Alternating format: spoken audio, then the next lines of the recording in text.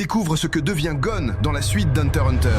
Gon retourne sur l'île de la baleine. De retour dans sa chambre, Gon tente d'activer son aura. Il adopte la posture de méditation, se concentre pour ouvrir ses chokos, mais rien ne se produit. Il ne peut ni voir, ni sentir son énergie vitale. Il est redevenu biologiquement un humain ordinaire. Inquiet, il contacte Jin par téléphone. L'explication de son père est sans appel. Gon n'a pas perdu son naine, car tout être vivant en possède, mais il a perdu la capacité de le contrôler. C'est la contrepartie inévitable de son serment contre Pyto. En forçant son corps à mûrir instantanément, il a brisé ses limites naturelles. Si Nanika a pu restaurer son corps physique, elle n'a pas réinitialisé ses circuits de naine.